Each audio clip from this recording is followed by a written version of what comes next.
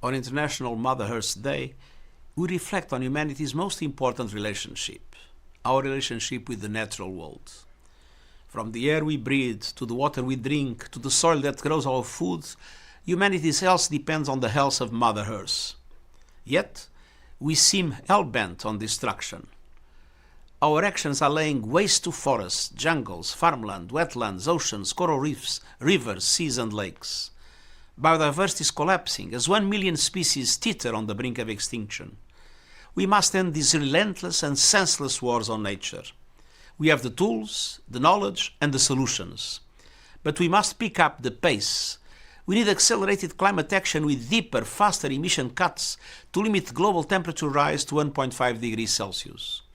We also need massively scaled up investments in adaptation and resilience, particularly for the most vulnerable countries and communities we have done the least to cause the crisis.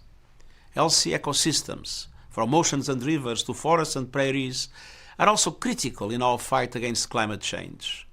Let's get to work to implement the historic UN Biodiversity Agreement to ensure that 30% of Earth's land and water is protected by 2030. At every step, governments must lead the way, but corporations, institutions and civil society also have a vital role. Finally, we must learn from the time-worn wisdom, knowledge and leadership of indigenous peoples, whose environmental stewardship stretches back millennia and who hold many of the solutions to the world's climate and biodiversity crisis.